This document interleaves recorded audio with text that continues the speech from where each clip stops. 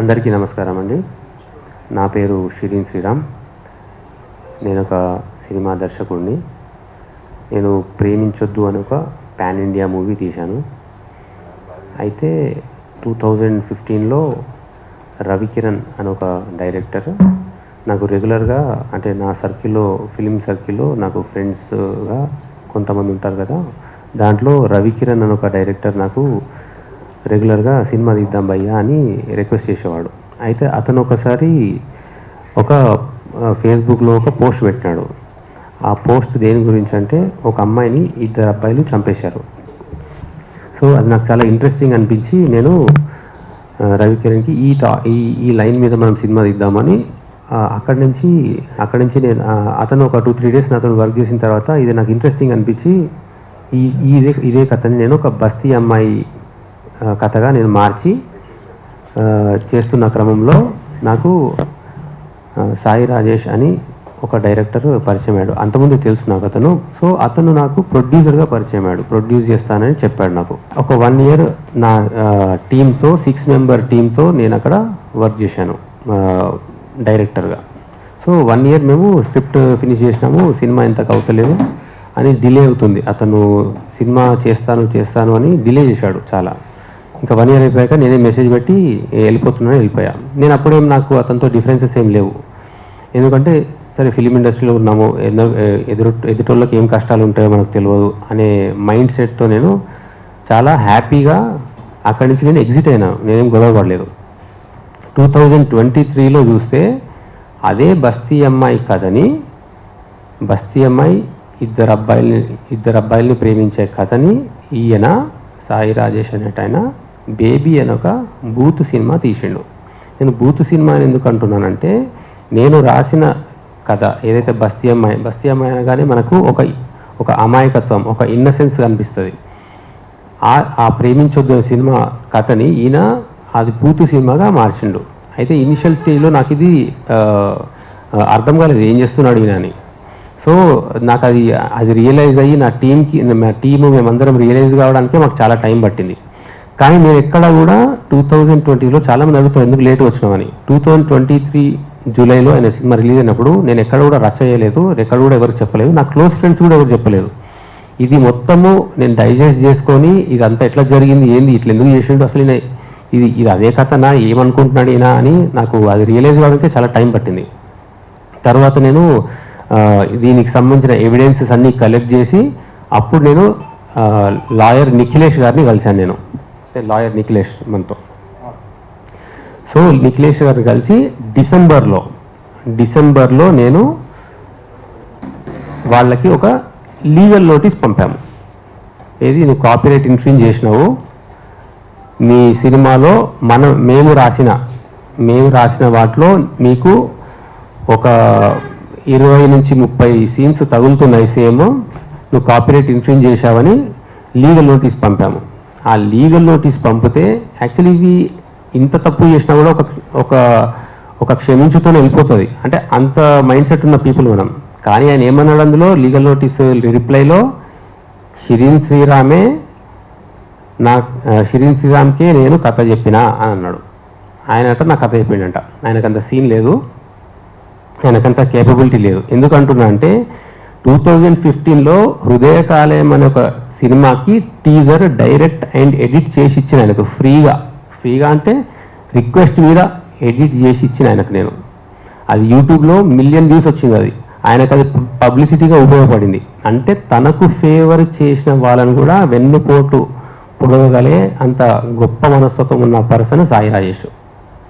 అయితే అప్పుడు కూడా నేను పబ్లిక్ ఎప్పుడు రాలేదు. ఈ నోటీస్ నాకు రిప్లై వచ్చిన తర్వాత కూడా నేను నిఖిలేష్ గారు నేను వెళ్ళి రాయదుర్గం పోలీస్ స్టేషన్లో కేసు ఫైల్ చేశాం. ఇది ఎప్పుడు ఫిబ్రవరిలో ఫైల్ చేశాం. ఇంతవరకు నేను ఎక్కడా కూడా మీడియా దగ్గరికి వెళ్ళలేదు. అయితే మీడియాలో 2 days తర్వాత మీడియాలో కొంచెము దాని గురించి ఇన్ఫర్మేషన్ కరెక్ట్గా రాలేదనమాట. నేను యాక్చువల్లీ పోలీసు కేసు పెట్టిన తర్వాత మీడియాలోకి ఎట్లా వచ్చిందో నాకు తెలియదు. వాళ్ళ లీక్స్ వాళ్ళకు ఉంటాయి, వాళ్ళ సోర్సెస్ వాళ్ళకు ఉంటాయి, వాళ్ళు తీసుకున్నారు. దాని నుంచి తీసుకొని పేపర్లో రిపబ్లిక్ టీవీ అంత పెద్ద రిపబ్లిక్ టీవీ, టైమ్స్లో అంత పెద్ద ఛానల్స్ వెబ్సైట్లో ఆ న్యూస్ వచ్చింది కాబట్టి క్లారిఫికేషన్ చేసుకోవాల్సిన అవసరం నాకు ఉంది కాబట్టి నేను బయటికి వచ్చి ఒకే ఒక రోజు మళ్ళీ ఒక రోజు క్లారిఫికేషన్ ఇచ్చుకున్నా. అది దీనిలో కొన్ని న్యూస్ కొంచెం అంటే మొత్తం క్లారిటీ ఇచ్చాను దాని గురించి. ఒక 1 డేనే వచ్చిన మళ్ళీ కూడా రచ్చ చేయలేదు. నేను ఆ రచ్చ చేయలేదు అసలు. అట్లాంటి ఇంటెన్షన్ నాకు లేదు. ఎందుకంటే నేను లీగల్గా వెళ్తున్నా. నాకు మన లీగల్ సిస్టమ్ మీద నాకు పూర్తి నమ్మకం ఉంది. కానీ వీళ్ళు ఏం చేసినారు, ఇప్పుడు ఇంకొక స్టెప్ ఎక్కువ ఎక్కినరు. ప్రతి ఒక్క ఫిలిం అసోసియేషన్కి వెళ్ళి ప్రతి ఒక్క chamber, Telangana film chamber, Telugu film chamber, మీకు producers council, writers association, directors అన్నిట్లో ఆ లెటర్లు రాయడం స్టార్ట్ చేసేది. షిరీన్ శ్రీరామ్ లాంటోడు అంటే దాని మీనింగ్ ఎట్లా అంటే ఇట్లాంటి ఇండివిజువల్స్ని మనం పనిష్ చేయాలి, షిరీన్ శ్రీరామ్ లాంటి వాళ్ళు ఇండస్ట్రీలో ఉండొద్దు అనే రేంజ్లో చెప్పిండు. సో ఇప్పుడు నేను రిప్లైగా తెలంగాణ ఫిలిం ఛాంబర్ వాళ్ళకి నాకు తెలంగాణ ఫిలిం ఛాంబర్లో మెంబర్షిప్ ఉంది. నేను రిప్లైగా వాళ్ళకి ఏం చెప్పానంటే, నేను ఇది లీగల్గానే వెళ్ళాలనుకుంటున్నా సార్. నేను actually Telangana film chamber president secretary గారితో కూడా మాట్లాడితే మీరు లీగల్గా ఉంది కదా, మీరు లీగల్గానే వెళ్ళండి అని సూచన ఇచ్చినారు. కానీ అక్కడ కూడా నేను ఎప్పుడు ఏంటిది ఇట్లా నేను బద్నాం చేయాలి అనే ఇంటెన్షన్తో లేను. కానీ లీగల్గా ఉన్న మ్యాటర్ని ఈయన ఎందుకు అన్ని ఛాంబర్లలో వెళ్ళి నా పేరు బద్నాం చేస్తున్నాడు? ఎందుకు అనంటే ఇక దొంగ దొరికిపోయింది కాబట్టి ఫస్ట్ వీళ్ళని బద్నాం చేద్దాం, వీళ్ళు ఎట్లయినా ఒక మెలైన్ చేస్తే అప్పుడు ఏమంటారు తాను ఎస్కేప్ కావచ్చు అని ఒక చాలా పెద్ద కుట్ర చేసిండు. ఇలా మెయిన్ ఏంటంటే నాకు హైయెస్ట్ థింగ్ కాలింది ఏంటంటే నేను నా దగ్గర ఎంతో స్టఫ్ ఉంది కాబట్టి ఆయన నన్ను హృదయకాలం ట్రైలర్ నేను చేయించగలుగుతా అని ఆయనకు నమ్మకం కలిగింది. నా సినిమా స్టోరీలో ఎంతో దమ్ముంది కాబట్టే అతనికి కొట్టేయాలనే బుద్ధి కలిగింది. అందుకే నేను క్లియర్గా చెప్తున్నాను, ఫిలిం మేకింగ్కి ఆయన అర్హుడు కాదు. సో అందుకే ఇప్పుడు నేను ఈ పర్టికులర్ టైంలో ఎవిడెన్సెస్ అనేవి సబ్మిట్ చేయాల్సిన బాధ్యత నాకుంది కాబట్టి ఆ పూర్తి ఎవిడెన్సెస్ నేను మీడియా ముందుకు నేను ఈ టైంలో సబ్మిట్ చేస్తున్నాను. నేను ఛాంబర్లో సబ్మిట్ చేస్తాను, తెలుగు ఫిలిం ఛాంబర్లో సబ్మిట్ చేస్తాను, తెలంగాణ ఫిలిం ఛాంబర్లో కూడా నేను సబ్మిట్ చేస్తాను. ఇప్పుడు ఈయన చరిత్ర మొత్తము ఒక పుస్తకం అయింది. మెల్లిమెల్లిగా రాసుకుంటూ వెళ్తే ఇదంతా ఒక పుస్తకం లాగా తయారైంది. సో ఆ పుస్తకానికి నేను బేబీ లీక్స్ అని పేరు పెట్టాను. ఈ లీక్స్ ఇప్పుడు మీడియా ముందు నేను అందరికీ ప్రజెంట్ చేస్తున్నాను. అండ్ దీని తర్వాత రవికిరణ్ గారు ఒక 2 minutes మాట్లాడతారు. అండ్ లాయర్ గారు కూడా ఆయన పర్స్పెక్టివ్, ఇది లీగల్ ఇష్యూ ఏముంది దీనిలో అని మాట్లాడతారు. ఓకేనా? ఈ బుక్ టోటల్ 72 page బుక్ అండి. ఇది ఆన్లైన్ PDF కూడా దొరుకుతుంది. దీనికి వెబ్సైట్ కూడా ఉంది. ఈ వెబ్సైట్లో మొత్తం ఇదే బుక్ మొత్తం ఉంటుంది. ఈ బుక్ ప్రింట్ అందకపోయినా కానీ PDF ప్రింట్అవుట్ తీయచ్చు. ఈ వెబ్సైట్ babyleaks2023.blogspot.com, ఈ స్కాన్ కోడ్ కొట్టినా మీకు వచ్చేస్తుంది. మీడియాకి దీన్ని ఎక్స్ప్లెయిన్ చేస్తూ మేము వీడియోలు కూడా చేశాము. ఎందుకంటే ఎక్కడ కూడా మా సైడ్ తప్పు లేదని బలంగా నమ్ముతున్నాం కాబట్టి అతను ఒక క్రిమినల్ మైండెడ్ పర్సన్ కాబట్టి ఈ స్టెప్ తీసుకోవాల్సి వచ్చింది. ఒక్కసారి సారీ అనే మాటతోని పోయేదానికి, అది గోటితో పోయేదాన్ని గొడ్డల దాకా తెచ్చుకుంటా అంటారు కదా, ఒక్కసారితో పోయేదాన్ని ఇంత దూరం తెచ్చుకున్నాడు. మా సైడ్ ఫుల్ నిజం ఉంది కాబట్టే మేము ఈ పుస్తకం ఈరోజు రిలీజ్ చేయాల్సిన పరిస్థితి ఏర్పడింది. అండ్ దీని గురించి నాకు ఆ జర్నీ స్టార్ట్ అయినప్పుడు, ఎందుకంటే ఆ బేబీ డైరెక్టర్ ఏమంటున్నాడు, షిరీన్ శ్రీరామ్కి నేను కథ చెప్పినా అంటున్నాడు కదా, అది పచ్చి అబద్ధం అని చెప్పడానికి ఈరోజు రవికిరణ్ అని ఎవరైతే ఆ ఆర్టికల్ షేర్ చేస్తే అతనికి నేను స్పెషల్ థ్యాంక్స్ చెప్పాను. 27 ఇదిగోండి, దీంట్లో రవికిరణ్ దీనిలో పెట్టాను, హాయ్ పీపుల్. ఇది మేము పబ్లిక్లో అనౌన్స్ చేసిన మా ప్రాజెక్ట్ ఆడిషన్స్ కూడా అయినాయి. మరి ఆయన ఏ వరల్డ్లో ఉంటున్నాడో తెలియదు. ఇది చాలా క్రిమినల్ యాక్ట్. ఇది hi people, is everything fine, I'm doing a movie with Amrutha productions, produced by Sai Rajesh and another big production house. ఈ బిగ్ ప్రొడక్షన్ హౌస్ అంటే ఇది గీతా ఆర్ట్స్. ఎందుకంటే నాకైనా గీతా ఆర్ట్స్కి పరిచయం చేస్తాను అన్నాడు కాబట్టి వెళ్ళినా, ప్రొడ్యూస్ చేస్తా అంటే. లేకపోతే ఆయన దగ్గరికి వెళ్ళాల్సిన కర్మ నాకు లేదు, ఆయన కేపబిలిటీ నాకు తెలుసు. So it's a sensational coming of age teen love story, teenage love story ఇది. అంటే విచ్ ఈజ్ ప్రేమించొద్దు. అయితే అప్పుడు దాని పేరు కన్నా ప్లీజ్ అని పెట్టుకున్నాం వర్కింగ్ టైటిల్. ఇక్కడ మీరు లాస్ట్ లైన్ చూస్తే, special thanks to Ravikiran for triggering the story idea in my mind. నా మనసులో, నా మైండ్లో ఈ ఐడియా రావడానికి కారణమైన రవికిరణ్కి నేను థ్యాంక్స్ చెప్పదలుచుకున్నాను అన్నాను అని. ఒకవేళ ఇదైతే ఆయన అక్కడే నా కథని నువ్వు వేరేకి థ్యాంక్స్ ఎందుకు చెప్తున్నావు అని అనేటోడు. కానీ మనోడు ఏం చేసిండు, మామూలుడు కాదు, కమెంట్ పెట్టిండు చూడండి కింద, ఎక్స్పెక్టింగ్ ఎ సెన్సేషన్, ఎవరు, Sai Rajesh baby director, expecting a sensational project, ఆ స్టోరీలో అంత విషయం ఉంది, I'm proud to be associated with this product, good luck Shireen అని నాకు పబ్లిక్లో ఫేస్బుక్లో థ్యాంక్స్ చెప్పిండు దాని గురించి. ఓకే, సో ఇప్పుడు రవికిరణ్ అనేటైనా ఎవరైతే నాతో నా షార్ట్ ఫిల్మ్స్ చేసి నా జర్నీలో ఉన్నాడో అతను దీని గురించి కొంచెం మాట్లాడతాడు. నమస్కారం. ఇప్పుడు కోర్ట్స్ దగ్గరికి వెళ్తాం న్యాయం జరుగుతుందని, తర్వాత పోలీసుల దగ్గర కూడా వెళ్తాం ధర్మం నిలబడుతుందని, తర్వాత వచ్చేది మీ దగ్గరికే. సో మీరు మీ వల్ల ఇది న్యాయం మాకు జరగాలనేది మా ఒక కోరిక. సో బేసికల్గా నా ఇంట్రొడక్షన్ ఏంటంటే, ఐఎమ్ అ ఫిల్మ్ మేకర్. నాకు షిరీన్ 2012లో 2015లో 2 షార్ట్ ఫిలిమ్స్ ప్రొడ్యూస్ చేసినాడు. నేను షిరీన్ తీసిన షార్ట్ ఫిలిమ్స్ చూసి డైరెక్టర్ అవ్వాలని ఒక ఇన్స్పిరేషన్ వచ్చి నేను షార్ట్ ఫిలిమ్స్ చేయడం స్టార్ట్ అయింది. దానికి ముందు నేను అన్నపూర్ణ ఫిలిం స్కూల్లో డైరెక్షన్ కోర్స్ కూడా చేసినాను. సో నేను ఎవరెస్ట్ పర్వతం అనేది Tollywood first documentary feature film అనేది నేను చేసి అమెజాన్లో రిలీజ్ కూడా చేసినాను. నెక్స్ట్ మిస్టర్ కింగ్ 7777 అనే ఒక మూవీ కూడా డైరెక్ట్ చేస్తున్నాను. సో ఇక్కడ ఏంటంటే, ఇక్కడ నేను ఒక ప్రైమ్ ఎవిడెన్స్ అయిపోయింది. So I'm the prime evidence. So బేసికల్గా ఏం జరిగిందంటే 2015 ఆ టైంలో ఒక పేపర్ ఆర్టికల్ చూసిన. సో ఆ ఆర్టికల్ చూసి కొంచెం ఎమోషనల్ అయ్యి నేను ఫేస్బుక్లో పోస్ట్ చేసిన. సో చాలామంది నా ఫేస్బుక్లో చాలామంది ఉన్నారు, బట్ షిరీన్ ఆ చిన్న ఆర్టికల్ని చూసి ఇన్స్పైర్ అయ్యి దాంట్లో ఏదో విషయం ఉందని అతను నమ్మినాడు. సో కాల్ చేయడం జరిగింది, నేను షిరీన్ దగ్గరికి వెళ్ళడం జరిగింది. సో షిరీన్ నాకు ఏం చెప్పిండంటే, ఆ పేపర్ ఆర్టికల్ చూసి ఇది మూవీ తీస్తే ఎలా ఉంటుంది అని కాసేపు డిస్కషన్ కూడా చేయడం జరిగింది.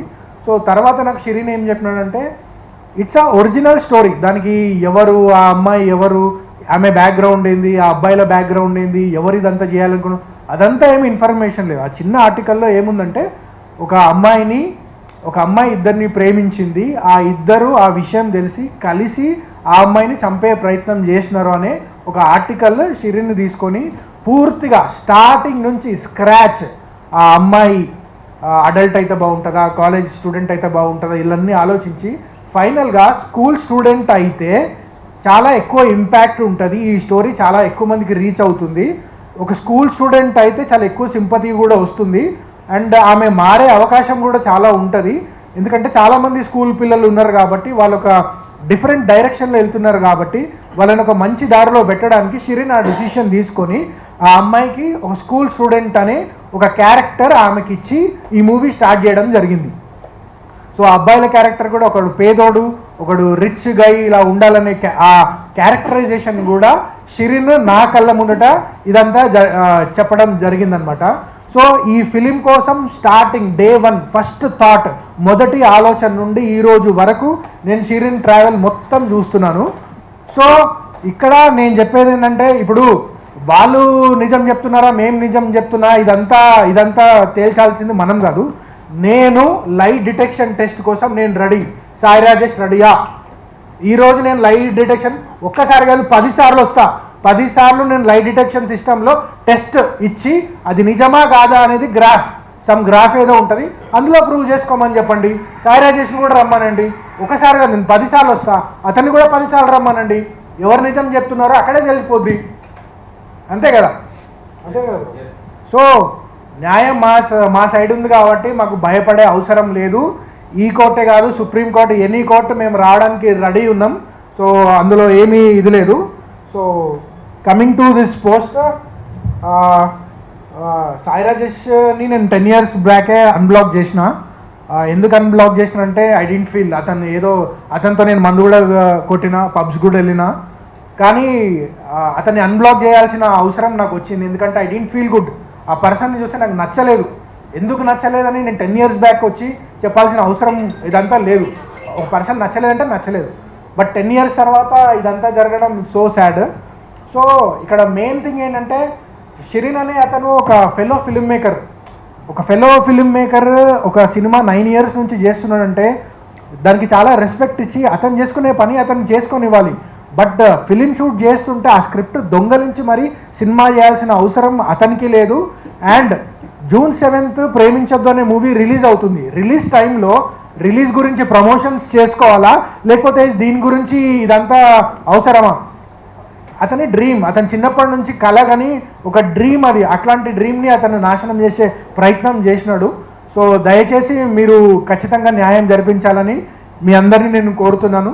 సో ఇదంతా ఎవిడెన్స్ అండి, ప్లీజ్ దయచేసి చాలా డీటెయిల్గా ఈచ్ అండ్ ఎవ్రీ లైన్ చూడండి. ఇన్నాళ్ళు ఎవిడెన్స్ లేదు ఎక్కడ ఎవిడెన్స్ అని అడిగినారు కదా, హిస్టరీలో ఇంత పెద్ద ఎవిడెన్స్తో ఇప్పటివరకు ఏ ఫిల్మ్ మేకర్ రాలేదండి. సో దయచేసి మీరు ఎలాగైనా సరే ధర్మం నిలబడేలా మీరు చేయాలని నేను రిక్వెస్ట్ చేస్తున్నాను. I'm the evident, prime evidence. Any time, any place, any centre, any channel నేను వస్తా. నా పేరు రవికిరణ్ రాజు, ఫోన్ నెంబర్ 9030953978. నమస్తే, నిఖిలేష్ తొగరి అడ్వకేట్. నా పేరు నిఖిలేష్ తొగరి అడ్వకేట్. సో ఇక్కడ ఒక ఫిల్మ్ మేకర్ బాధని మనం అర్థం చేసుకోవాల్సిన సిచ్యువేషన్ ఇది. షిరీన్ శ్రీరామ్ నాకు సోషల్ మీడియా ద్వారా తను చేసిన షార్ట్ ఫిలిమ్స్, కొన్ని సాంగ్స్ ద్వారా నాకు పరిచయం ఇంతకుముందు. సో నేను సోషల్ మీడియాలో తన వర్క్ నేను చాలా మెచ్చుకునేవాడిని. బికాస్ ఆయన ఫోటోగ్రఫీ కానివ్వండి, వీడియోగ్రఫీ కానివ్వండి చాలా అద్భుతంగా తీసేవాడు. అండ్ ఒకటి రెండు సార్లు నేను కామన్ ఫ్రెండ్స్తో కూడా నేను మాట్లాడా. చాలా nice person, nice human being. ఇక్కడ వన్ డే ఏం చేశాడంటే ఆయన నాకు కాల్ చేసి, సార్ ఇట్లా ఒక చిన్న పని ఉంది, ఒకసారి అపాయింట్మెంట్ కావాలి అన్నాడు. విషయం ఏంటండి అని అడిగాను నేను. ఏం లేదండి, నేను మూవీ ఒకటి తీశాను, ఇప్పుడు ఈ మధ్య బేబీ మూవీ వచ్చింది కదా, నాది కాపీ కొట్టారు అని చెప్పారు. నేను చాలామంది ఇలా అంటుంటారు కదా అని చెప్పి నేను కూడా సరే కలుద్దాంలేండి అని చెప్పి చిన్నగా అవాయిడ్ చేయడానికి స్టార్ట్ చేశాను. అదే ఏదో ఉంటుంది, ఎక్కడో చిన్న ఒక సీను, ఒక షార్ట్ ఎక్కడో మ్యాచ్ అయి ఉంటుందిలేండి అనుకున్నాను నేను. కానీ ఆయన అలా నేను 1 month అపాయింట్మెంట్ కూడా ఇవ్వాల. 1.5 months తర్వాత ఆయన కంటిన్యూ కాల్ చేస్తున్నాడు. సరే ఏదో పనిలో ఉన్నాను, నేను చేద్దాంలే అని అనుకున్నాను. కానీ ఒకరోజు గట్టిగా కొంచెం మాట్లాడాడు, సార్ ఒక్కసారి 1 గంట కూర్చుందాం మనం అని చెప్పాడు. సరే అని చెప్పి 1 గంట కూర్చుందాం ఏంటి అని చెప్పి చూసుకున్నాను. ఇలా సో అండ్ సో నేను ఇట్లా ఫిల్మ్ మేకర్ని, నా పేరు షిరీన్ శ్రీరామ్, ఇట్లా అంటే నాకు మీరు ముందే తెలుసండి అని చెప్పాను. అయితే నా ఇట్లా సినిమాకి అన్యాయం జరిగిందండి, ఇట్లా బేబీ సినిమా, నా సినిమానే ఇట్లా ప్రేమించొద్దు అనే నేను టైటిల్ 1 year నన్నుతో వర్క్ చేయించుకున్నారు. ఆ తర్వాత నాకు పెట్టకుండా తన పేరు, నా సినిమా పేరు మీద కన్నా ప్లీజ్ని బేబీగా మార్చి ఆయన తన పేరు వేసుకొని ఇట్లా చిన్న మాడిఫికేషన్ చేసి తీశారు అని చెప్పారు. సరే ఫిల్మ్ ఎలాగా, ఇప్పుడు ఒక ఐడియా, ఒక ఇన్స్పిరేషన్ చాలా మందికి వస్తుంది, చాలా మంది వేసే అలిగేషనే. మీరు ఎలా ప్రూవ్ చేస్తారు, ఎవిడెన్స్ ఏంటి, దానికి ఎప్పటి నుంచి ట్రావెల్ అవుతున్నారు మీరు అని అంటే, ట్రస్ట్ మీ, నేను ఎక్కడ కూడా ఇలా చూడలేదండి. ఈయన ఎందుకు దాచుకున్నాడో, ఎలా దాచుకున్నాడో తెలీదు. ఇప్పుడు ఈ ఎవిడెన్స్లు తయారు చేసింది పాపం దానికోసమే. ఇక్కడ డేట్తో సహా 2014 నుండి ఇప్పటిదాకా అప్ టు డేట్ వరకు ఆయన ఏ పని చేసినా దాన్ని ఒక సాక్ష్యం రూపంలో భద్రపరచుకోవడం షిరీన్ శ్రీరామ్కి అలవాటు ఉంది. ఇక్కడ 2014 నుంచి ఏ కమెంట్ చేశారు, ఏ సోషల్ మీడియాలో ఏ పోస్ట్ పెట్టారు, ఏం మాట్లాడాము అనేది ఆయన త్రూ సోషల్ మీడియా ద్వారా ప్రతి దాంట్లో భద్రపరచుకొని జాగ్రత్తగా ఉంచుకున్నాడు.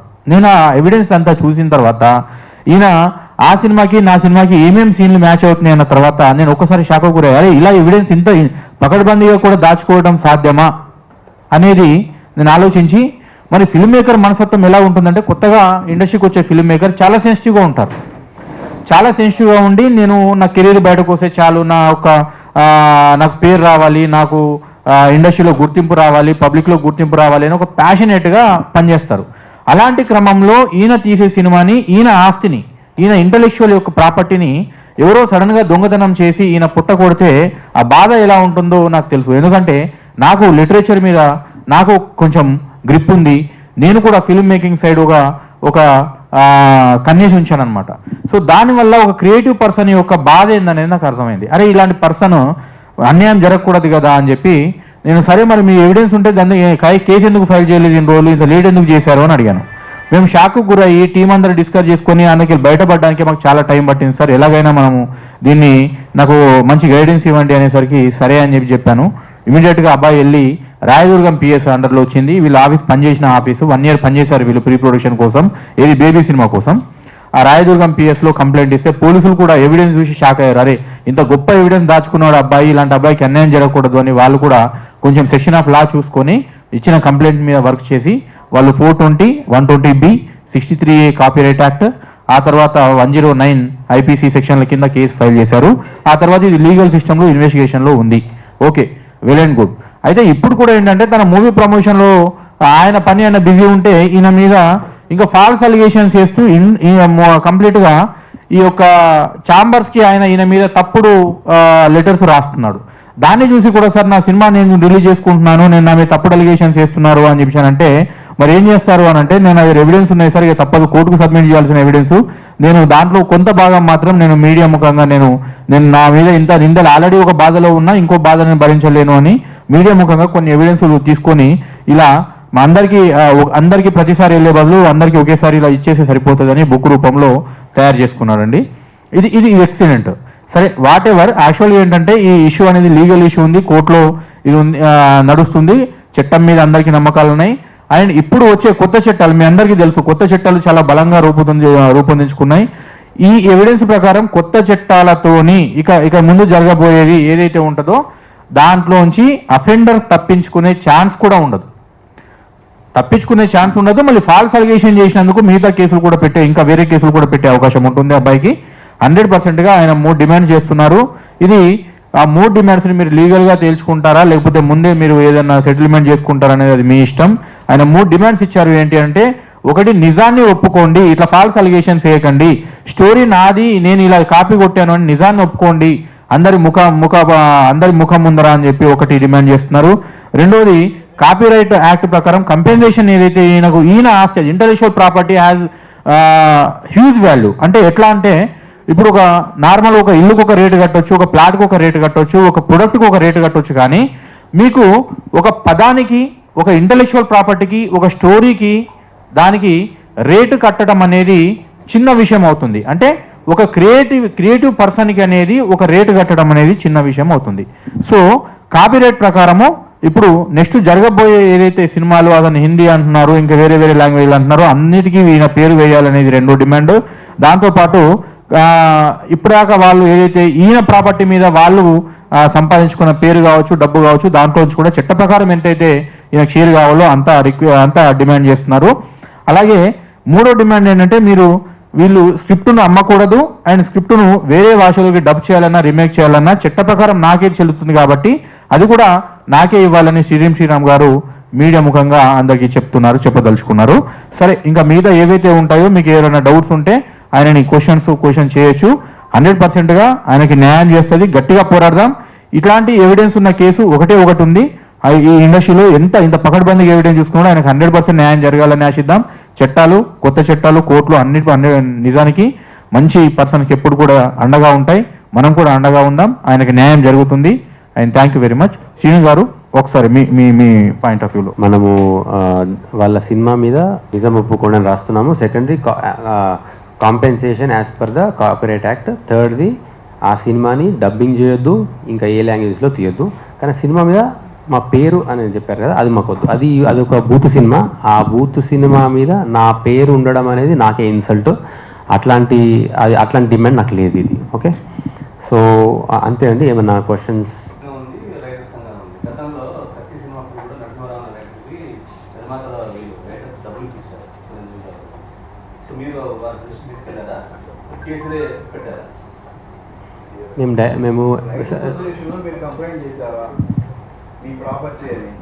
మేము ఫస్ట్ డైరెక్ట్ వెళ్ళి పోలీస్ కంప్లైంట్ ఇచ్చాము. ఎందుకంటే ఈయన క్రిమినల్ మైండెడ్ పర్సన్ కాబట్టి నేను ఎవరికి ఇక్కడ అసోసియేషన్కి ఎక్కడ చెప్పలేదు. నేను డైరెక్ట్ అక్కడే చెప్పాను. ఎందుకంటే ఆయన క్రిమినల్ మైండెడ్ అని బిలీవ్ చేస్తున్నా కాబట్టి ఆయన లీగల్గా అది ఉన్నప్పుడు కూడా ఈయన అందరి దగ్గరికి వెళ్ళి బద్నాం చేస్తున్నాడు. అదే బిహేవియర్. ఆయన చాలా చెప్పండి.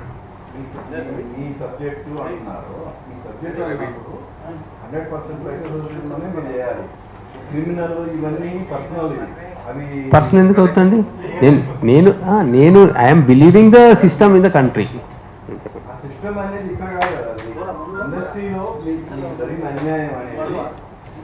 మీరు అసోసియేషన్ ద్వారా పరిష్కారం చేసుకోవాలి. ఇది మీకు ఎంతకాలం మీరు ఇండస్ట్రీలో ఉన్నారో నాకు తెలియదు. మినిమం నాలెడ్జ్ కదా. మీకు ఏమైనా అన్యాయం జరిగితే కన్సర్న్ అసోసియేషన్కి వెళ్ళి కంప్లైంట్ చేయాలా.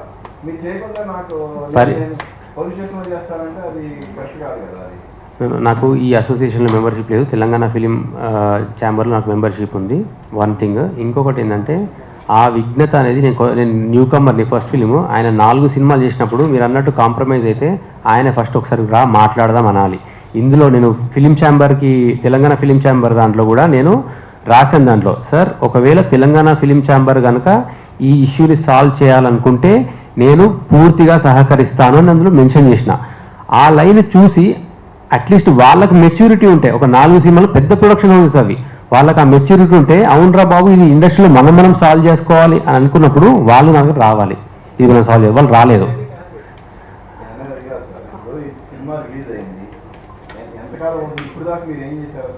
అది ఇంకా అదే కదా చెప్పాను. ఇంత పెద్ద ఎవిడెన్స్ చూపించు పుస్తకం ఆయన జీవిత చరిత్ర ఉంది సార్ దీనిలో. ఈజీగా రాదు కదా, చాలా టైం పడుతుంది. ఆయన జీవిత చరిత్ర ఉంది ఇందులో. ఈ పుస్తకం రాశాను నేను ఆయన గురించి. ఎవ్రీథింగ్ ఎవిడెన్సెస్ ఉన్నాయి. స్కామ్ అతని జీవిత రేట్స్ స్కామ్. ఇష్యూ అనేది మీ కథ అంటున్నారు. మీ కథని మీరు నిరూపించుకోవాలంటే కన్సర్న్ అసోసియేషన్స్కి వెళ్ళాలి.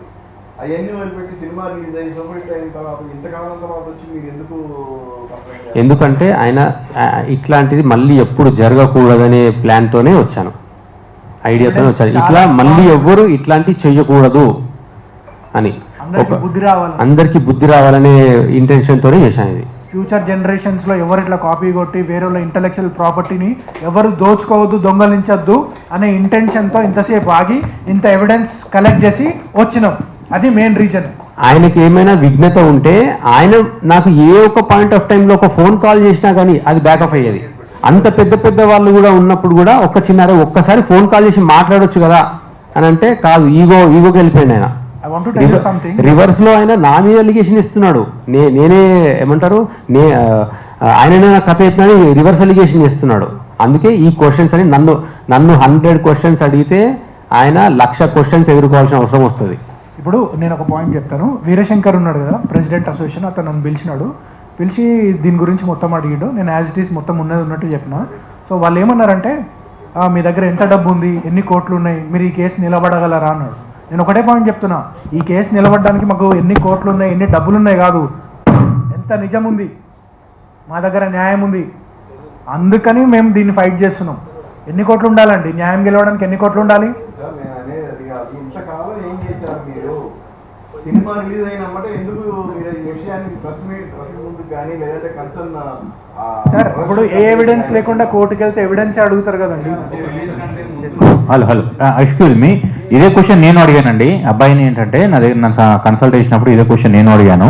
ఇంత లేట్ ఎందుకు అయింది అని అంటే, సార్ మీరు డైరెక్ట్గా ఇప్పుడు మీకు కన్సల్ట్ చేసి మీకు ఎవిడెన్స్ ఏముంది అని చెప్పి అడుగుతారు. అసలు ఇట్లా కాపీ కొడతారనేది నేను ఎక్స్పెక్ట్ చేయలేదు. ఫస్ట్ ఆఫ్ ఆల్ నా ఇంటెలెక్చువల్ ప్రాపర్టీని కాపీ కొట్టినప్పుడు నేను షాక్ అయ్యి ఆ డిప్రెషన్లోకి వెళ్ళిపోయాము. టీం అందరం డిస్కస్ చేసుకున్నాము. ఏదైనా బయట పెట్టే ముందు మీకు సాక్ష్యం ఏముంది అని వెంటనే అడుగుతారు. ఆ సాక్ష్యాలు అనేవి నేను గ్యాదర్ చేయడానికి నాకు కొంత కాలం టైం పట్టింది. దానికోసం నేను ఆ టైం తీసుకొని నేను వచ్చాను అనే విషయం చెప్పారు వాళ్ళు. నాకు తెలిసి 1.5-2 months తీసుకున్నారు టైం. అప్పుడు అదే ఈ లీగల్ నోటీస్ కూడా ఇది చేసినప్పుడు కూడా సరే ఆయన వర్షన్ ఏముంటుందో అని చెప్పి ముందు డైరెక్ట్గా కేసు పెట్టలేదు, వీళ్ళు లీగల్ నోటీస్ పంపించారు. లీగల్ నోటీస్ పంపించి ఇలా జరిగింది, ఇలా మేము పనిచేసాము, మనం ఇలా కలిసాము, మీరు నా స్టోరీని ఇలా కాపీ కొట్టి ఇలా చేసుకుంటున్నారు, దీనికి మీ సమాధానం ఏంటండి అనేది లీగల్గా ఒక నోటీస్ పంపించారు. మొత్తం జరిగిందంతా రాసి పంపిస్తే మీరు ఒకవేళ వాళ్ళకు కొంచెం టైం ఇచ్చారు, మీరు రిప్లై ఇవ్వకపోతే మాత్రం మేము లీగల్గా చూసుకోవాల్సి వస్తుందంటే, నువ్వు నాకు చెప్పలేదు నేనే మీకు చెప్పానని రిప్లై నోటీస్ ఇచ్చారు ఆయన తన అడ్వకేట్ ద్వారా. It is one of the ఏమంటారు అది క్రిమినల్ కాన్స్పిరెన్సీ. అంటే ఇంత లేట్గా వచ్చినా కూడా నిజం ఏమైనా మారుతుందా? దొంగతనం అవుతుంది కదా.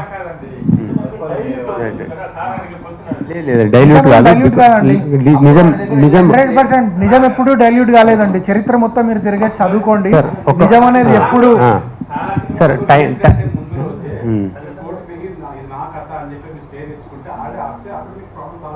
హిందీ ఆగుతుందండి. హిందీ ఫిలిం ఆగుతుంది మనకు. అది ఆగుతుందండి, హిందీ ఆగుతుంది. లాయర్ గారు చెప్తారు, చెప్పండి. సరే ఇది ఏదైతే ఉందో వాళ్ళు ఫర్దర్గా ఏదైతే ఇప్పుడు తన డిమాండ్స్ ఉన్నాయో దాంట్లోంచి మీ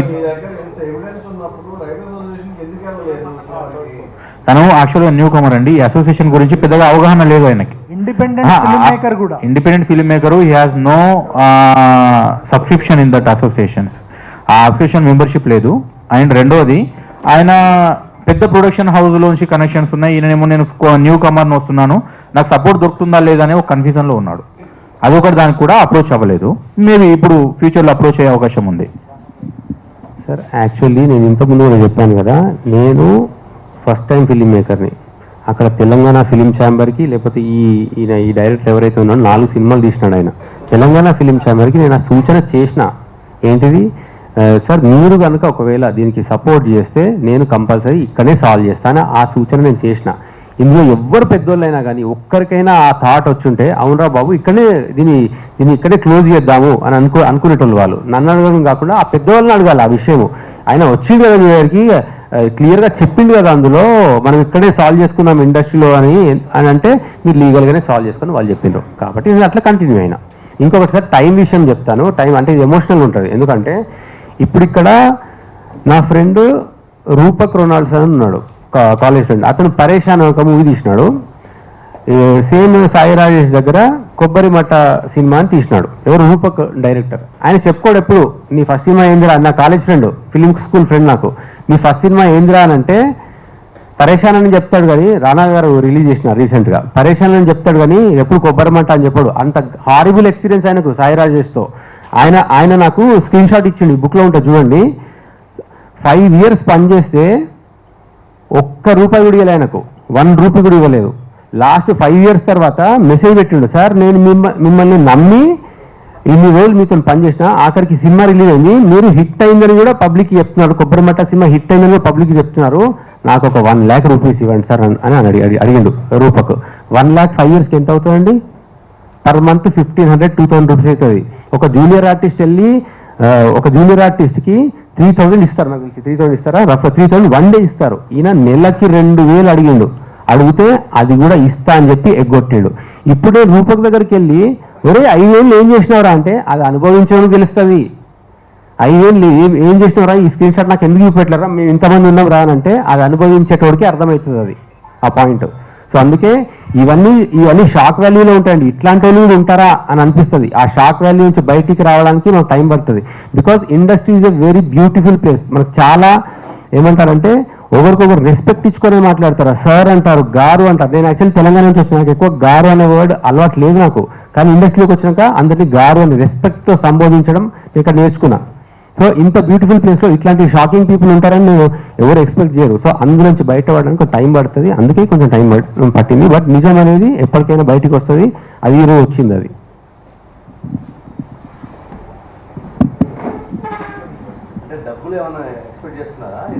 సార్ ఇక్కడ సెకండ్ డిమాండ్ ఉంది, compensation as per the copyright act 1952. అంటే అది ఫైనల్ తీర్పు ఏదైతే ఇస్తారో వాళ్ళ దాన్ని బట్టి వెళ్తాం. అది కోర్ట్.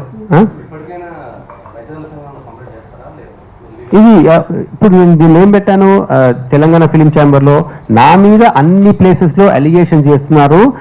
ఇట్లాంటి షిరిన్ శ్రీరామ్ లాంటి ఇండస్ట్రీలో ఉండొద్దు అన్నట్టు రాస్తున్నారు. కాబట్టి ఇట్లాంటి వాళ్ళు మీద యాక్షన్ తీసుకోవాలని రాస్తున్నారు. కాబట్టి బాధ్యతగా తిరిగి నేను కూడా అందరికీ ఎవిడెన్సెస్ సబ్మిట్ చేస్తానని వాళ్ళకి రిటర్న్ లెటర్ రాసిన. ఇప్పుడు ఈ అసోసియేషన్ అందరికీ నేను ఈ పుస్తకం ఇస్తాను, మొత్తం ఎవిడెన్సెస్ అన్ని ఇస్తాను వీళ్ళందరికీ. ఇప్పుడు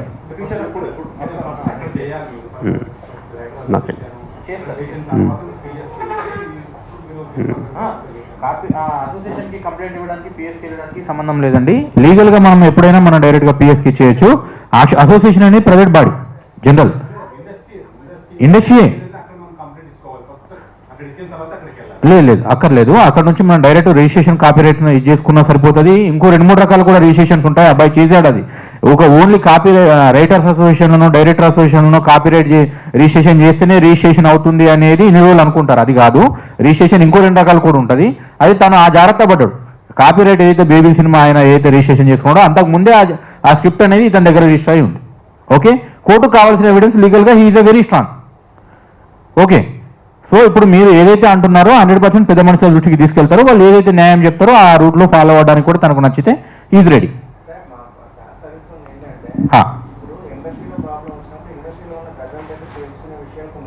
అవును అవును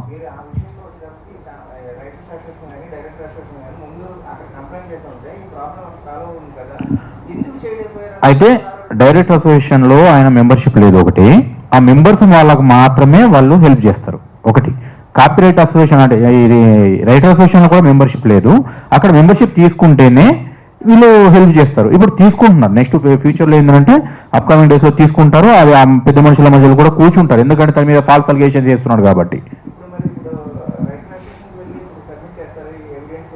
అన్నీ చేస్తాము, ఎందుకంటే నేను ప్రామిస్ చేసిన తెలంగాణ ఫిలిం ఛాంబర్కి నా మీద అలిగేషన్ అసోసియేషన్ వస్తున్నాయి కాబట్టి నేను అందరికీ ఎవిడెన్సెస్తో త్వరలో వస్తాను అని చెప్పాను. ఈవెన్ ఆ రోజు ఎప్పుడైతే న్యూస్ పేపర్లో వచ్చిందో మీడియా మిత్రులకు కూడా కొందరు నాకు ఇంటర్వ్యూ చేసినారు ఒకరోజు, వాళ్ళకు కూడా నేను ఎవిడెన్సెస్ ఇస్తాను, వెయిట్ చేయను అన్నాను. ఇప్పుడు నేను ఇస్తాను అందరికీ.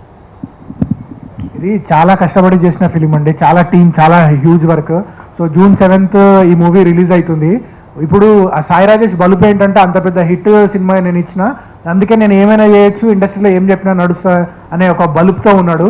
సో ప్రేక్షకులకి రిక్వెస్ట్ చేసేది ఏంటంటే దయచేసి ప్రేమించొద్దు ఫిలిం మీరు అందరూ చూసి దాన్ని ఘన విజయాన్ని చేసి ఒక చెప్పుతో కొట్టినట్టు సమాధానం మీరే ఇవ్వాలని నేను మనస్ఫూర్తిగా కోరుకుంటున్నాను.